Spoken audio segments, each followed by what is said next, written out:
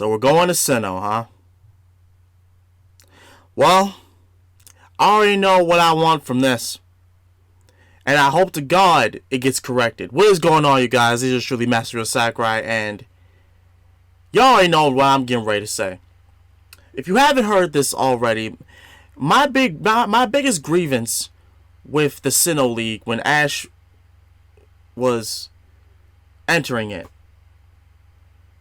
was that damn fixed battle at the end of it.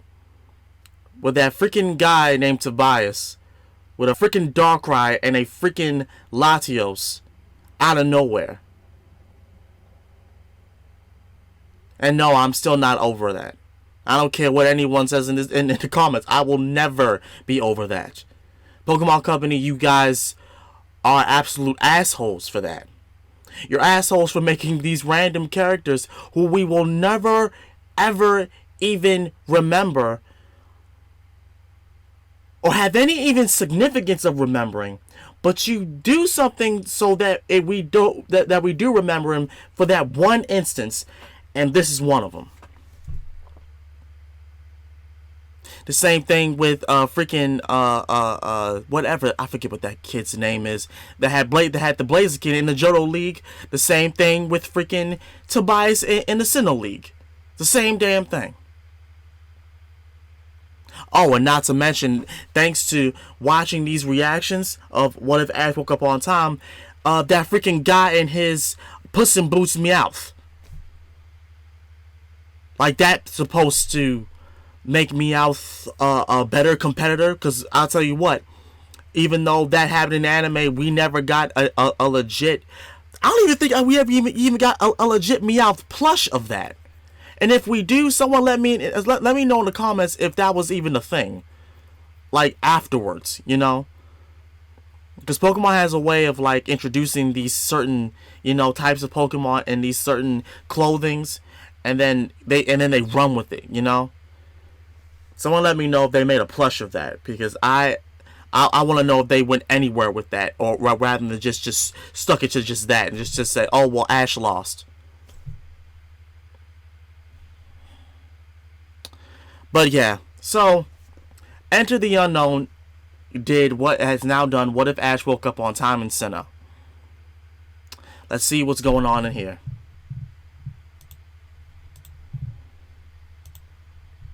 Watch it be some bullshit. Hold on. Actually, you know what? Since we're doing it like that, there we go. What if Ash Ketchum woke up on time on the day he picked his starter? What if, instead of smashing his alarm clock and sleeping in, Ash got out of bed early? What if he'd started his journey with Squirtle instead of Pikachu? These are the questions I've been exploring over the first 3 videos in this series, where we've seen him travel from Kanto to Johto to Hoenn. By the way, I want to say, thank you, Enter the Unown, for having proof that Blastoise is actually a very good mon to use in any league. I would just like to point that out.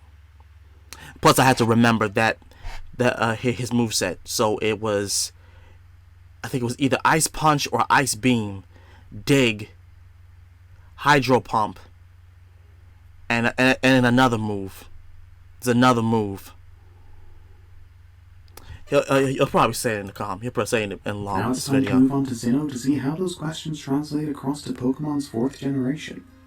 Alright, after winning the Evergrande Conference and returning to Kanto, Ash heads to spend some time in Pewter City with Brock. They are mainly there to ensure that the gym isn't closed due to Flint's negligence. This Flint, not that Flint.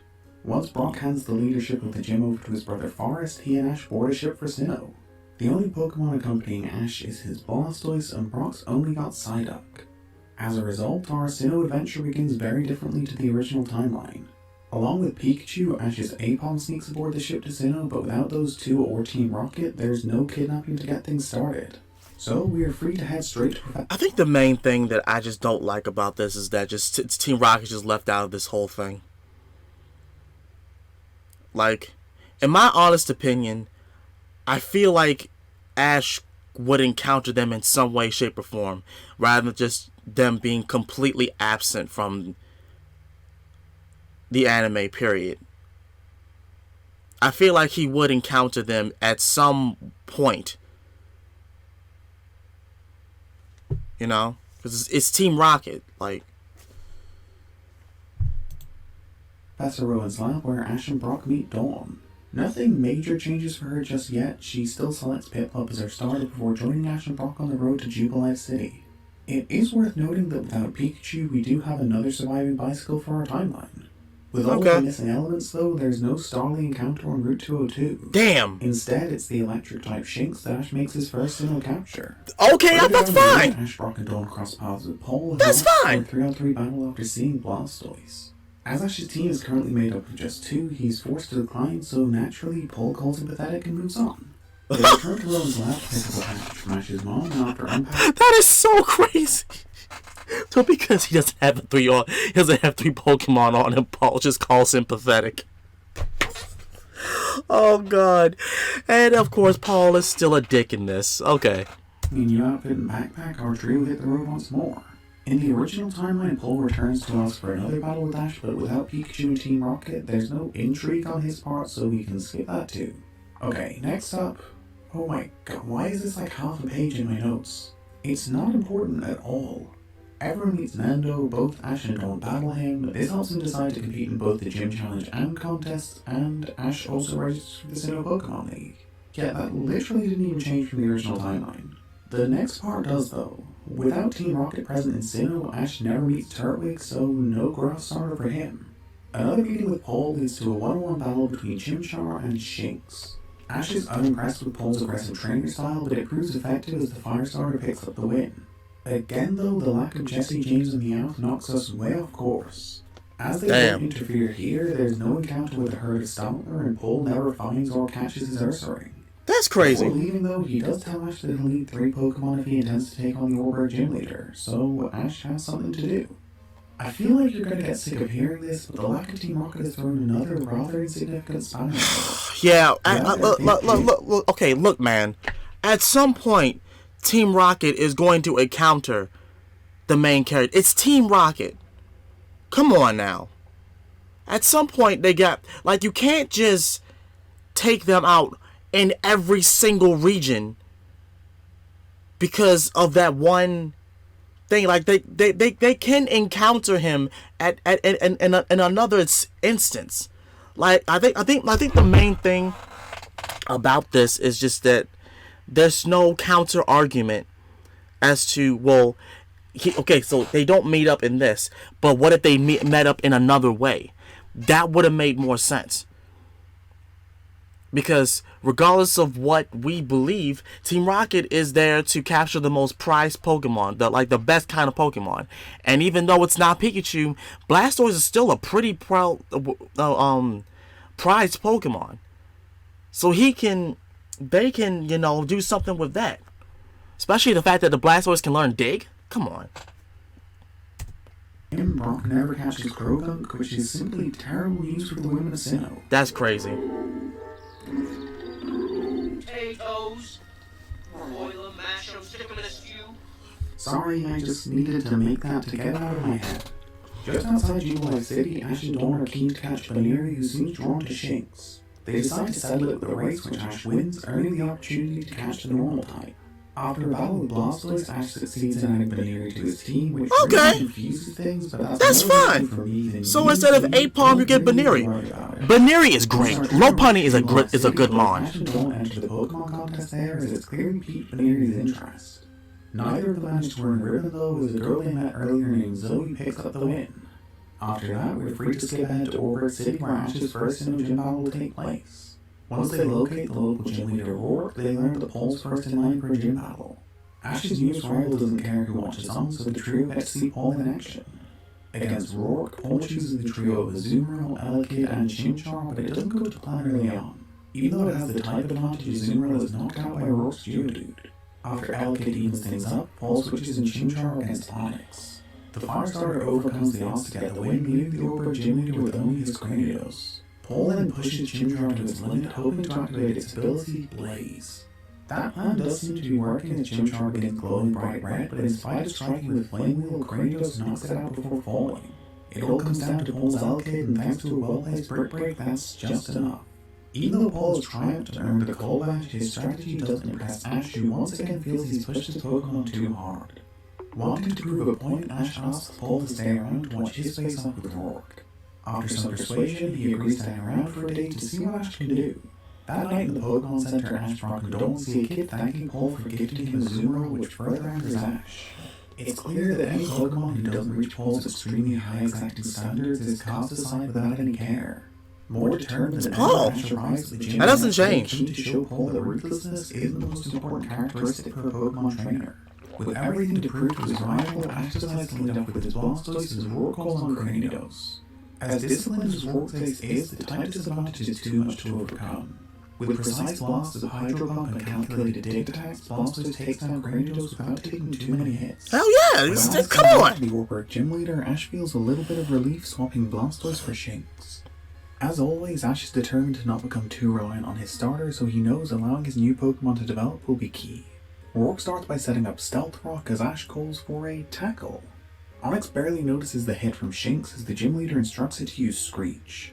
The sound waves alone push the tiny electric type backwards before he can scramble back towards Onyx for another tackle. And I know why he did that. It's just that because Pikachu went up against Onyx, so why not have Shinx put up against Onyx? I get it, but yeah.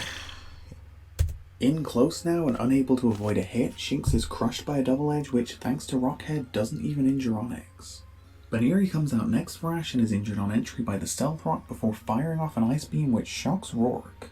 It clips Onyx, who's knocked back, but counters with another crashing Double Edge. Baneri almost succeeds in dodging Onyx's attack, but is grazed by the hit, leaving it seriously weak. Recovering quickly, Baneri connects directly with a second Ice Beam, knocking out Onyx to leave Rourke with only one.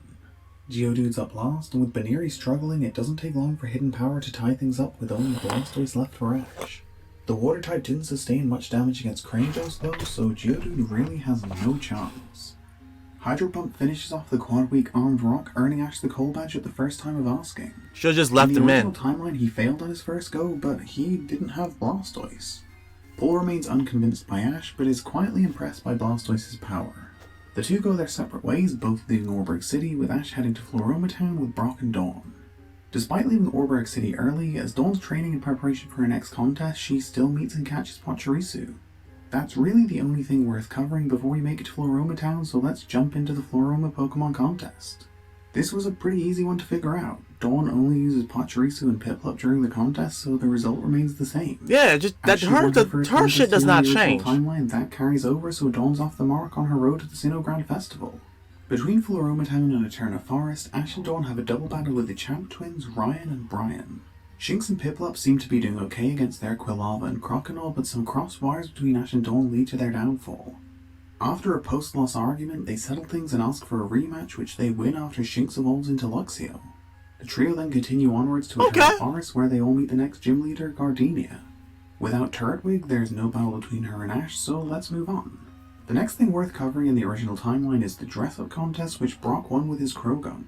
That's where he originally won his Pokemon egg that hatched Happiny. Now, he doesn't have Krogunk, and as Ash doesn't have Pikachu, I think that Happiny egg is just going to some random trainer, so congratulations. Anyway, between Eterna Forest and Eterna City, Dawn fishes a Weasel who manages to best Piplup, Ash's Luxio, and Zoe's Glameow. Eventually, Dawn succeeds in catching the Water type though, so she's taken her team to 3. That's no different from the original timeline, nor is her battle with Lucian, so let's jump forward to the Eterna City gym battle. To face off with Gardenia sees Blastoise, Luxio, and Baneri taking on Cherubi, Turtwig, and Roserade. It's another gym where Luxio isn't terribly useful, but at least Tackle offers something this time around. Baneri's Ice Beam and Blastoise's Ice Punch end up being just enough to get Ash over the line here, but it's another close one. Only Blastoise is left standing when the dust settles, so Ash knows that he needs to catch some new Pokemon before the next gym. Okay, there's some Pole stuff, and then some Gary stuff, hey Gary, and finally Mir uses her Abra to teleport everyone to Heart Home City. There's a bunch of Everyone fluff. being Ash, Dawn, and Brock, not Paul and Gary. Their adventures are unrelated. The local gym leader isn't there, so instead our trio head for the Pokemon contest, which doesn't change, really. Dawn does advance one stage further without Jessie around, but Nando still wins, so no second ribbon for now. After the loss, she decides to enter the Heart Home Tag Battle tournament along with Ash and Brock. The pairings don't actually change as they group Dawn and Conway, Brock and Holly, and Ash and Paul. The opening round doesn't change much either. Brock is forced to use Psyduck instead of Sudowoodo, and Ash swaps Pikachu for Blastoise, but other than that, we're following the original timeline fairly closely. All three pairs advance, and even though Ash and Paul's teamwork is abysmal, the power of Blastoise and Chimchar help them through. Our trio come across Paul training that night, and once again he's pushing Chimchar seemingly past its limit. Ash, Brock, and Dawn are horrified, with Ash going so far as to take Chimchar off of Paul to bring to the Pokemon Center. In the next round the following day, Dawn and Conway advance, as do Brock and Holly, but there are further problems for Ash and Paul. Against Nurse Joy's insistence, Paul checks Chimchar out of the Pokemon Center to use him in the second round. Paul's an idiot. Ash selects Baneri, but feels obliged to protect the injured Firestarter, and it's simply too much. Paul ultimately stops giving command to Chimchar, forcing Ash to do all of the work. What an Paul was just being addicted at that point. Like, that's the reason why people don't like Paul. I know what you're thinking. Paul is asshole. Why Ash hate? And simply it's because Paul is bastard man. After the loss, he decides to release Chimchar right in front of Ash, Brock, and Dawn. With everything they've been through over the last couple of days, though, Ash offers Chimchar a place on his team. There's some hesitation from the traumatized starter Pokemon, but in the end, it accepts his offer, taking Ash's team to 4. Thank you. Because I was getting ready to say, that shouldn't change. That should not change. At all. Like, Paul was still a dick. So, Chimchar, go to Ash. Yes. Let's finish off this tournament. Brock and Dawn fall in the semifinals to the Metagross Zangoose team, but Dawn and Conway progress, winning the final with Weasel and Heracross. As a result, Dawn and Conway each win a Soothe Battle, so that's nice. Ash and the others then decide to move on to Veilstone City as the Hearthstone gym leader is still absent. To test their levels, Ash and Dawn have a practice battle between Luxio and Weasel, which the electric type narrowly wins with Spark. They decide to have a rematch with different Pokemon, where Dawn's Piplup defeats Chimchar, which elicits a worrying reaction. Chimchar seems to be expecting a scolding, but Ash congratulates it on a strong showing, which only leaves it confused. So that's not great. Anyway, a few days later, a little close to Veilstone, Ash and Dawn are continuing their training. Baneri and Chimchar are having a practice battle, while Dawn has a contest battle against Zoe using her Weasel. Baneri can't keep its eyes off of the contest battle while Weasel is distracted by Ash. Noticing this, Zoe suggests the two could trade their Pokemon. Unsure, they decide to test the waters first. Ash will use Weasel in a battle against Brock Psyduck, while Dawn tries a contest battle against Zoe with Baneri. It all seems to be a good fit, so they make the trade. There we go. Ash has got Weasel and Dawn's got Baneri. Then there's this. Isis. What a lovely name. Cool. Next up, we've got the Slazeon Town Pokemon contest, which is changing quite drastically. In the original timeline, Dawn fails to clear the performance stage of the contest with her newly acquired and evolved Ambipom. This time around, she's using her Baneri though, and things go much better. In fact, with the added boost from the Soothe Battle she won in Hearthstone City, Baneri evolves into Lopunny during the battle phase, helping Dawn on her way to the win. That takes her in total to 2 and nudges her one step closer to the Sinnoh Grand Festival. In a nameless city between Slazeon Town and Veilstone City, Ash, Brock, and Dawn help Nurse Joy and Officer Jenny rid the area of Gligar and Gliscor. Paul is also in town and attempting to catch the Gliscor, but we're switching things up from the original timeline again. Without Team Rocket around, the original plan succeeds and the Gligar and Gliscor are blown back to the forest. Determined to capture the leader of the pack, Paul heads off in the direction of the forest while our trio continue on the road to Veilstone City. What was that? In the original timeline, Ash Paul won the Gligar, but it doesn't take him long to catch a ground type in the alternate timeline. In what is the equivalent of the very next episode, Ash adds Hippopotas to his team, so he's finally got a Pokemon that will travel around on his Yes! Yes! Yes! Yes! Yes! He made sense of this. Thank you, Enter the Unown. You made sense of him capturing this Hippowdon. Yes! Thank you. Thank you. Thank you. That was one of one of the many things that I had a grievance in the Sinnoh League, is that why didn't Ash capture the damn the damn Hippopotas? Because Hippowdon is a great Pokemon to have. It is. Oh my god. Oh god. shoulders. With all of that out of the way, we finally made it to Veilstone City, and thanks to Paul hunting Gliscor, Ash and friends beat him there. That means Ash will be battling Maylene before Paul, so her confidence isn't completely shot, although she is somewhat lacking. We also don't get any meeting between our trio and Paul's brother Reggie, or any battle between Maylene and Dawn. As he's finally got enough Pokemon to challenge Jim without Blastoise, Ash decides to battle Maylene with Weasel, Luxio, and Chimchar. The loss to Paul and accompanying insults were the last straw for Maylene, but things weren't exactly going swimmingly before that. During the battle, Weasel uses Water Pulse for the first time, Luxio cancels out a Meditate with Roar, and everything comes to a close with Chimchar activating Blaze against Lucario. It's completely uncontrolled, and after Maylene is defeated, Ash has to grab the Raging Fire-type, badly injuring himself while waiting for Chimchar to calm down. Hardly a textbook win, but Ash earns the Cobble Edge regardless, so let's move on. Ash That's fine. Set their sights on Astoria City next, but on their way there, they stop in at Lake Valor for the Wallace Cup. They get a call from May, who's traveling over from Joseph to compete in the famous tournament. When she arrives at Lake Valor, she lets them know that after a top 4 finish in the Kanto Grand Festival, she went on to Johto where she's earned 3 ribbons so far. The whole Wallace Cup plays out pretty similarly to the original timeline, honestly. The whole thing comes to a close with Dawn facing off against May, and the Sinnoh native picks up the win, earning her 3rd contest ribbon. That's all we get from May, who returns to Johto after her loss, so let's get back on the road to Astoria City. Ash and Paul cross paths again in battle, but it ends in a stalemate. Paul calls it off when Chimchar's Blaze activates, and it fails to keep things under control yet again. This leaves Ash injured once more as he tries to calm Chimchar down, but it does at least return to normal faster than last time.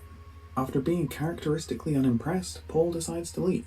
With that battle out of the way, we can move on to the Astoria Gym, where Ash takes on Crasher Wake. As Chimchar and Hippopotas are great type matchups against the Water-type gym leader, Ash opts to bring Blastoise back into the fold for a gym battle. Joining him will be Luxio and Weasel, which makes for a pretty strong lineup. Luxio starts things against Gyarados, but even with the quad-effective Electro-type attacks, it's a close matchup. Although Gyarados has taken to his limit, he manages to earn the first win of the match with Dragon Rage to hand Wake the lead. Blastoise doesn't take long to finish off the weakened Water type with an Ice Punch though, so the Astoria gym leader calls on Quagsire next. An Ice Punch is countered by a Sludge Bomb which knocks Blastoise backwards, but he finds his feet to fire a Hydro Pump straight at Quagsire. Okay. After some further back and forth, Blastoise picks off the partial ground type to leave Crasher Wake with only his ace. Floatzel enters the battle last and prepares to attack with Razor Wind, which allows Blastoise to land an Ice Punch. The close proximity means Floatzel has no problem connecting with Razor Wind to leave Blastoise on the cusp of fainting. An Ice Punch and Ice Fang land simultaneously, which further injures Floatzel, but after battling 3 consecutive Pokemon, it's more than Blastoise can take. Ash returns Blastoise to his Pokeball and sends out Weasel to take on its evolved form. The damage done by Blastoise gives Weasel a big head start, and it's just about able to take advantage. A Sonic Boom from Weasel takes down Floatzel to give Ash the win, earning him the Fen badge. After Astoria City, our trio head for Hearthome, where Ash's next gym battle will take place. While walking through a forest on the way there, they're forced to stop in at Mr. Backlot's mansion to avoid a storm. A wild Swinub also shows up in search of Puffins, and long story short, Dawn ends up catching the furry ice pig that leads Dawn's team to 4, I think. Anyway, when they reach Hearthome City, they learn that the team leader is somehow still not there. So let's just move on to Celestic Town, where Dawn's next contest will take place. Ironically, it's on the way there that they meet Fantina. The absentee gym leader agrees to take on Ash in an unofficial battle. After Drifloon puts both Weasel and Chimchar to sleep with Hypnosis, Luxio comes out last. It gets close enough to attack with Spark, but rather than giving Ash an advantage, that just sets Drifloon's evolution in motion. As a Drifloon, the increased speed allows another Hypnosis to connect, and with that, Ash forfeits. At least he knows what to expect when it finally comes time for his official Hearthome gym battle. Yeah, that makes sense. Once they reach Celestic Town, Dawn enters the Pokemon contest and wins. It's a change of strategy as Dawn doesn't have Ambipom, but she wins regardless. That's ribbon number 4, so she's now only 1 win away from qualifying for the Grand Festival. On the way back to Hearthome, the trio come across Paul once more, and he has a one-on-one battle with Ash. After Hippopotas enters the battle for Ash, Paul calls on Torterra because it seems like that's the sort of thing he'd do. In a shock to Paul, Hippopotas does manage to put Torterra to sleep with Yawn and then deal damage with Takedown. Ultimately, a Leaf Storm earns Torterra the win, but Hippopotas earns great praise from Ash, Brock, and Dawn. That's everything worth noting on the road back to Hearthome, so let's jump back into the city for like the 15th time. Somehow, Fantina still isn't ready, so we've got a battle between Ash and Barry to take care of before the gym. The face-off sees Blastoise, Chimchar, and Luxray taking on Staraptor, Roserade, and Empoleon. It ends after Luxio evolves into Luxray, defeating Empoleon with a Thunder Fang. As Barry's essentially just a massive Paul fanboy, he puts the victory down to luck and decides to watch Ash vs Fantina to see more. So, the next day, after 19 years of attempting to set up a battle with her, Ash finally gets ready for his Hearthome gym battle against Fantina. Ash selects the trio of Weasel, Chimchar, and Luxray to take on Gengar and his Yeah, he got Luxray now. Thankfully, That is a pretty good team. A Blastoise, Luxray. Hypnosis. Weasel and Chimchar both use a counter. He can only have a Floatzel, a Hippowdon, and This not only creates a wall to block Hypnosis, but it does twice the job with the attacks dealing damage at the same time. That strategy is enough to make it past Gengar and his Magius, so when Fantina sends out Drifblim, Ash still has 2 Pokemon standing. He calls on Luxray for the first time, although there's no counter shield in play here, he does have a different plan for the electric type. After attacking with Thunderfang, Luxray is put to sleep by Hypnosis, seemingly without any defense from Ash. Fantina believes she's back in control until Ash calls for Sleep Talk. He told Luxray the move in anticipation of this battle, knowing Fantina would use Hypnosis. It allows Luxray to attack while it's asleep by randomly selecting one of the moves it already knows. The first use of Sleep Talk selects Bite, and it catches both Fantina and Drifblim off guard. The move lands, and from there it's fairly elementary. Before the end, Luxray is woken up, so it's fully aware of using the Thunderfang that takes down Drifblim to turn Ash to the win. Watching on from the sidelines, Barry is frustrated but impressed by Ash's performance. After adding the relic badge to his case, Ash heads to Callaway City with Brock and Dawn. Now, you'll be shocked to hear this, but yet another gym leader is missing in action. Do any of the Sinnoh gym leaders actually do their job? Not really. They seem shockingly lax in their duties. It's genuinely surprising that anyone can actually qualify for the Lily Valley Cup. They all got hobbies. So many Sinnoh gym leaders abandoning their posts. They all have We hobbies. skip ahead to Myron's return to the gym though, because there's not much else worth covering. Once again, Chimchar and Weasel get the call, but this time around, Hippopotas will be taking up the 3rd slot. Ash remains keen to develop his entire party rather than letting Blastoise do all the hard work. The battle begins with Chimchar facing off against Byron's Bronzong, and this plays out just like the anime. It's a tough battle, but Chimchar pulls through to pick up the first win of the match. When Byron's Steelix comes out, Ash recalls Chimchar and sends out Weasel. This face-off doesn't go so well. Constantly keeping Weasel away with Screech, Steelix is eventually able to tie up the match with a powerful Iron Tail. Chimchar's recovered just enough to return to battle and defeat Steelix, but after that one it's got almost nothing left. When Bastiodon comes in for Byron, Ash recalls Chimchar once more and sends out Hippopotas. Although the ground type does manage to strike with the quad effective dig, Iron Defense keeps Bastiodon healthy. When Flamethrower knocks out Hippopotas, Ash is left with only his Chimchar. The Firestar is weak from its previous exploits, so when it's hit by a Flash Cannon, Blaze activates and Chimchar begins to evolve. As a Monferno, the Fire Monkey now has access to Knock Punch, but while Blaze is in effect, Ash calls for Flame Wheel. Although it's not in complete control, Monferno is able to knock out Bastiodon while Blaze is active without losing its cool entirely.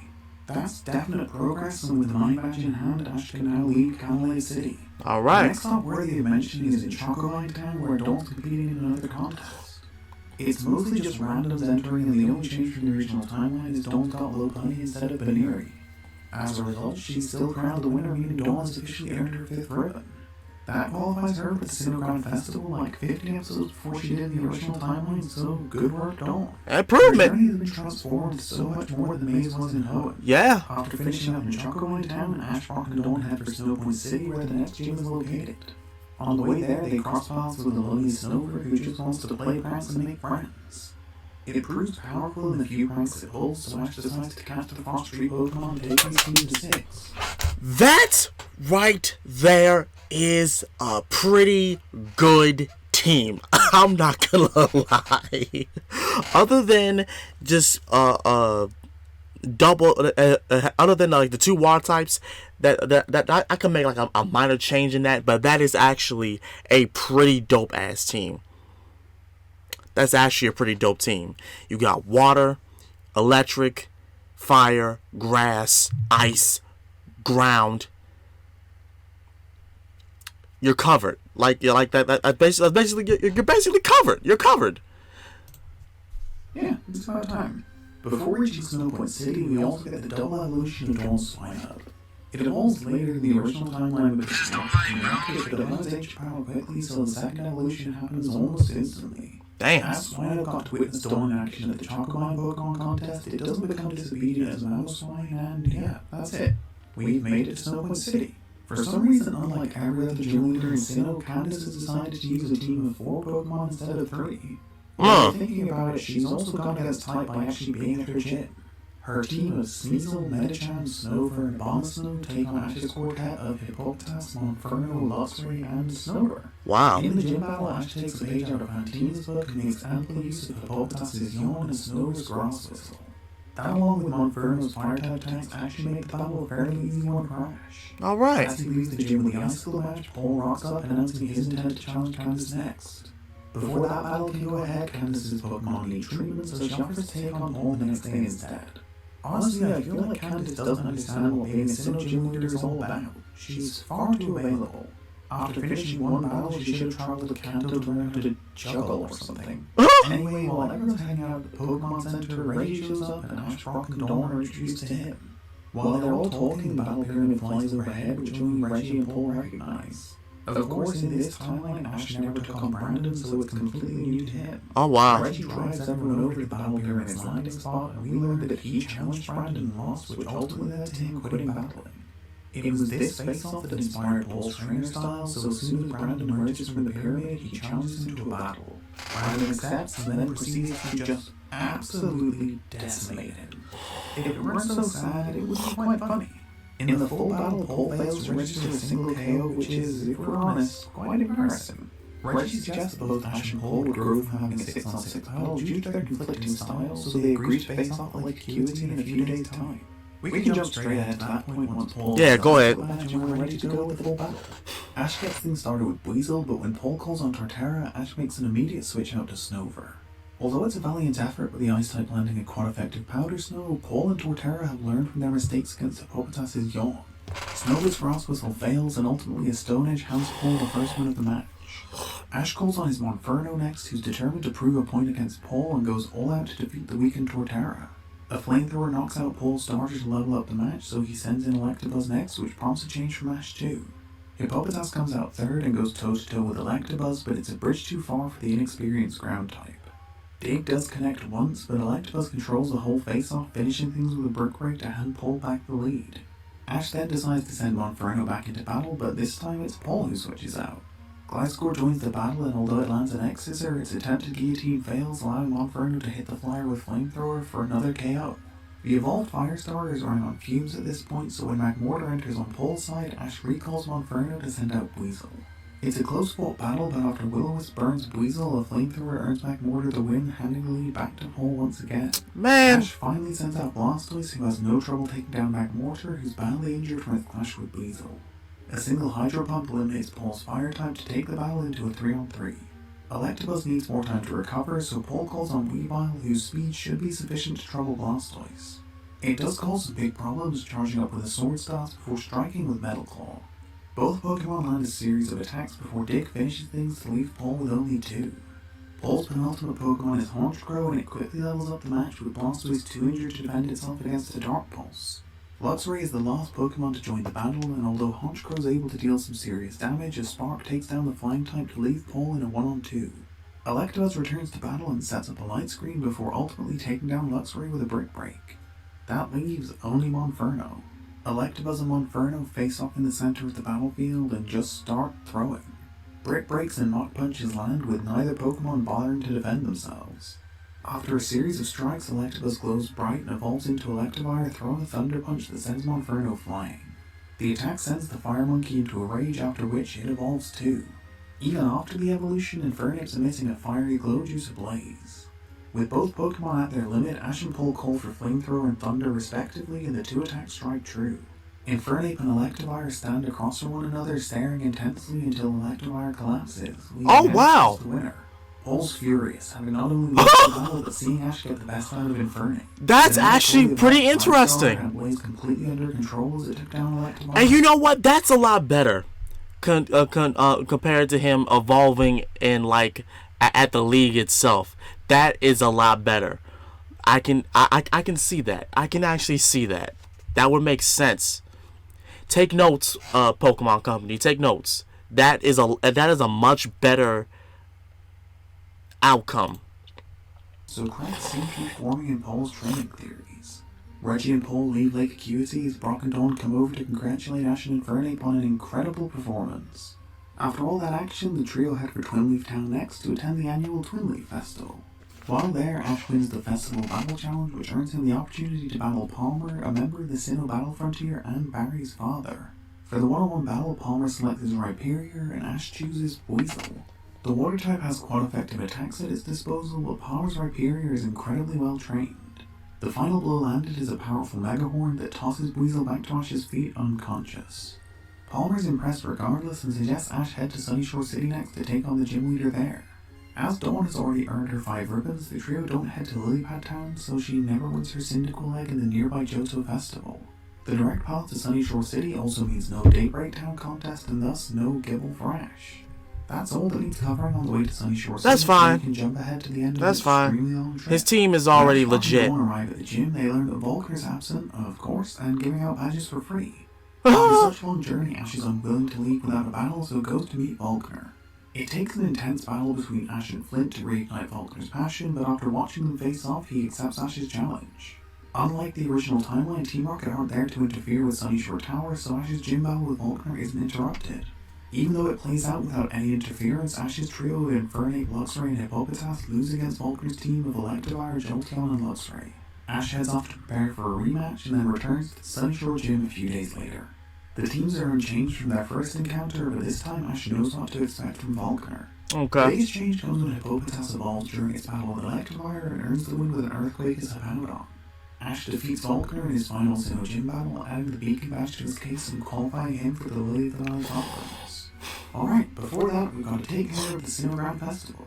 On the way to the Valley Lakefront to compete, our trio arrive in Arrowroot Town where they meet Dawn's royal doppelganger, Princess Saliva. No, that's a typo. Princess Salvia. Princess Saliva. Dawn so Lindsay Lohan can convince Dennis Quaid to break up with his girlfriend. Unfortunately, Dawn makes for a poor princess, so even though Salvia has fun as the Potpourri? Oh god, I lost track of this. It all ends with Salvia gifting her Togekiss to Dawn so it can compete in contests rather than living a boring royal life. Okay, that's all for the trip to the Valley Lakefront. Let's get into the Sinnoh Grand Festival. Although she can't pull off her Fire and Ice combos without Cyndaquil, Dawn still progresses past the performance stage with a duo of Lopunny and Hey, she has the Togekiss. Alright. In her victory against Ursula, and Navisine and Lopunny got her through the semi-final. She still uses Piplup and Togekiss in the final though, so Zoe still beats her with Gallade and Glameow. Huh? I thought she was gonna win that. I think this makes the most sense though. That was pretty pointless. Let's move on. Oh my god, we're so far into this video already. Let's try to keep things fairly brief during the Lily of the Valley conference. Alright, here we go. Ash pulled back. Here we go. Alright, come on. Come on, enter the unknown. Come on. Do it justice. Come on.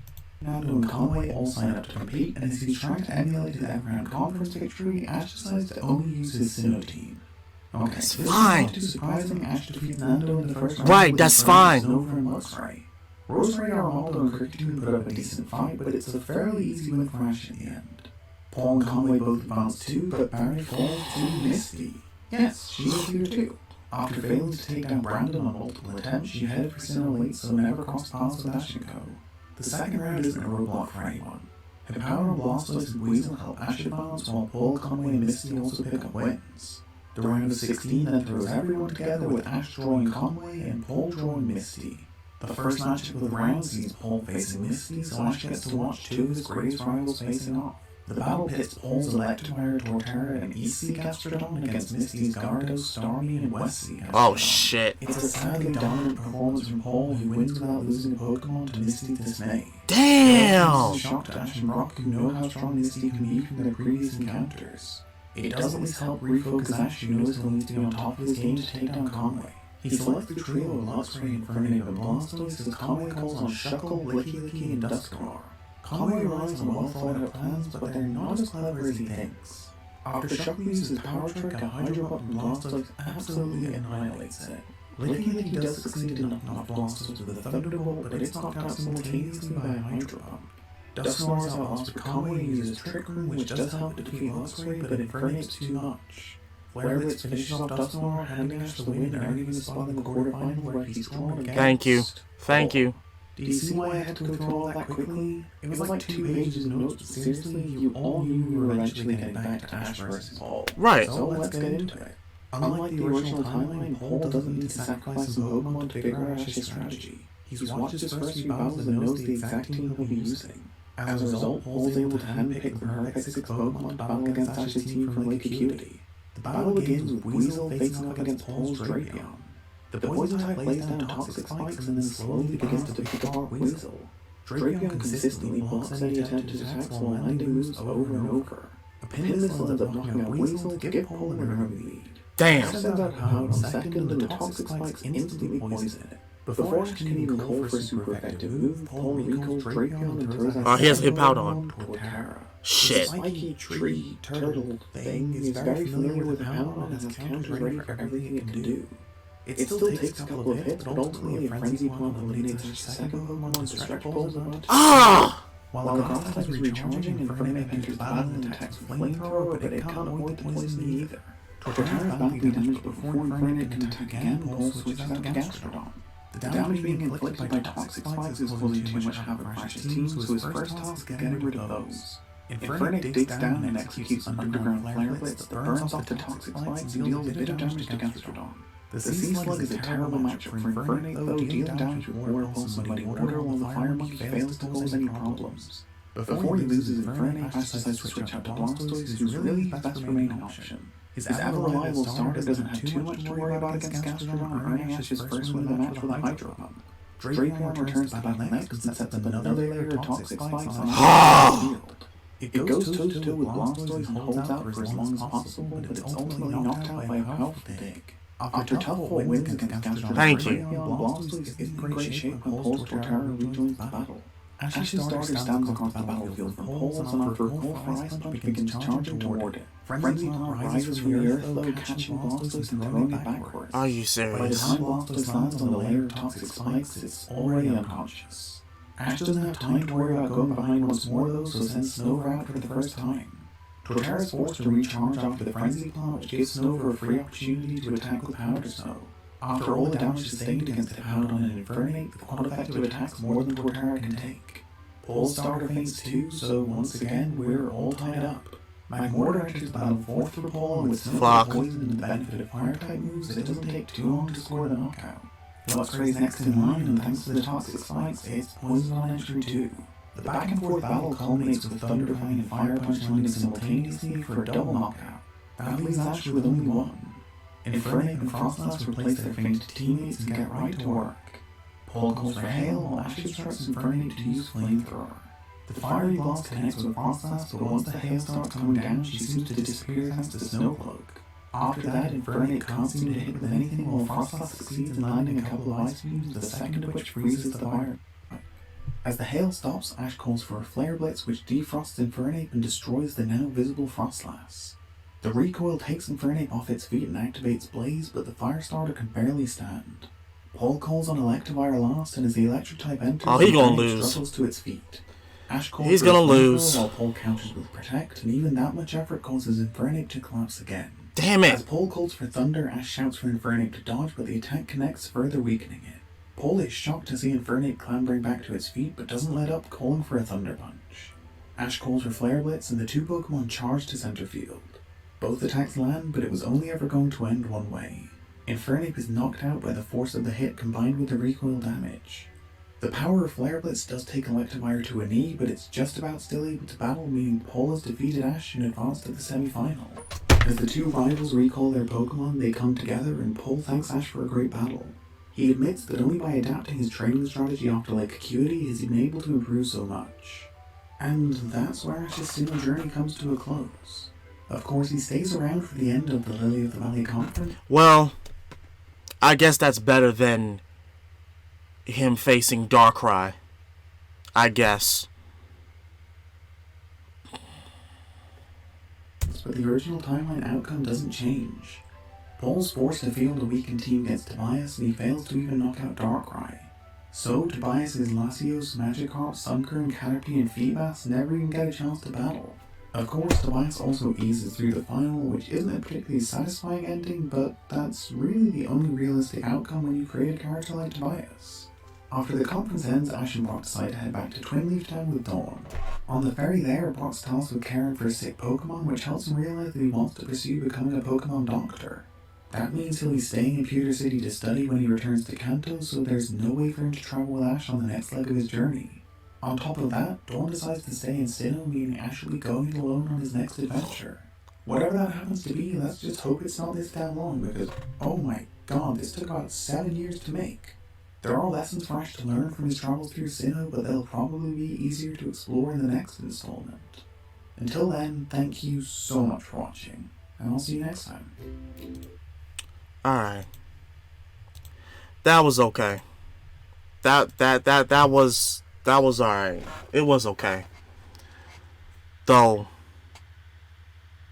I still wanted Ash to win the Sinnoh League. I still want him to win. Like, I guess that's just me being, just one. Like, if Yu-Gi-Oh could do it, and all these other animes could do it, I don't see why not Pokemon could do it. Have Ash overcome these impossible odds. Like, they've done it so many times in the past before. I don't see what's different about it now. But hey, that's my opinion. You guys are welcome to share your own. Let me know what y'all think down below about this. I will be listening. I will be reading all the comments as always. And I will most definitely see y'all again next time. I love you guys. Y'all have a good day. I'm out. Peace.